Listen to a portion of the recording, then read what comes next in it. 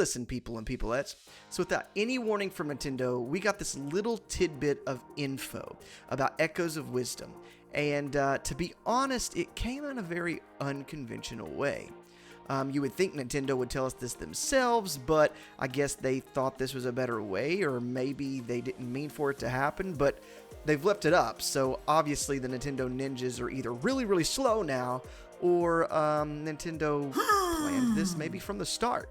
But it came from the ESRB rating summary for Echoes of Wisdom. Once again, they haven't taken it down yet or anything, so I don't think I would count this as a spoiler, but if you don't want to be spoiled on anything, then now's your time to leave, because I'm about to get into it. So let's read the ESRB rating summary for Echoes of Wisdom. It says, this is an adventure game in which players assume the role of Zelda as she attempts to dispel rifts throughout Hyrule and rescue Link. From a 3/4 overhead perspective, players explore various environments while fighting stylized enemies, humans, creatures. As Link, players use a sword and arrows to defeat enemies. Zelda can use a magic wand to summon creatures, wind-up knights, pig soldiers, slime for battle. Some enemies can be defeated by being set on fire, other creatures dissolve into mist when defeated.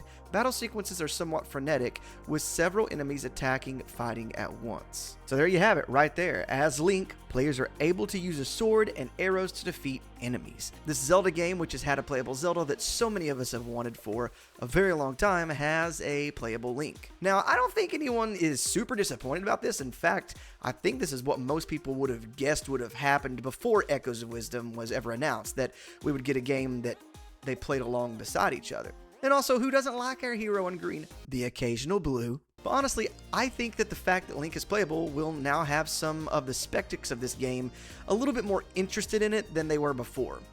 Some people calling the game girly and things like that. I guess you can't play a game where a girl is a protagonist and Be a man.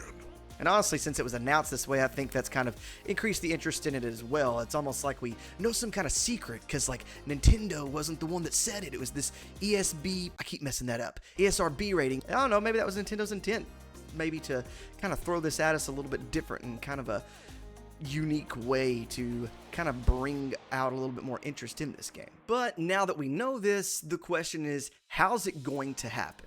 How are we going to play as Link in this game? How will that be incorporated?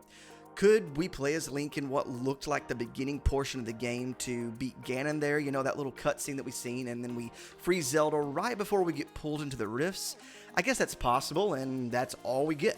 But I really don't think so. I think the most likely way, and the way honestly I hope it happens, is that Zelda will still be our main character. I mean, the game is called Echoes of Wisdom, and she's the one out here doing the echoing, you know? So I'm thinking it will be her like 70% of the time, but maybe when she achieves a certain goal in Hyrule, it affects the location that Link is in, whether it's actually in the rifts or the Dark World. Then Link is able to progress through his world and in turn affect the world that Zelda is in.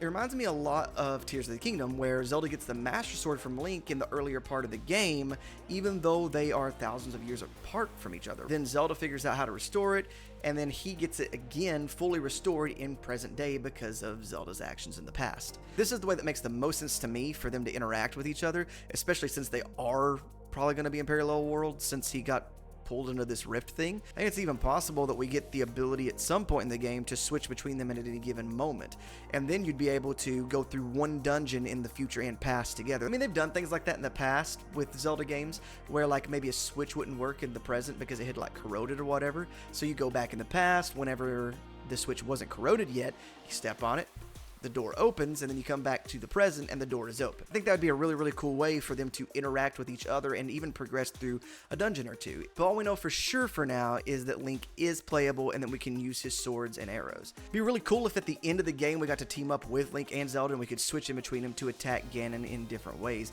Maybe similar to how we were able to do Wind Waker, where we put out the shield and Zelda shot it with the arrow to hit Ganon, but we actually get to control both characters. I think that would be really, really cool.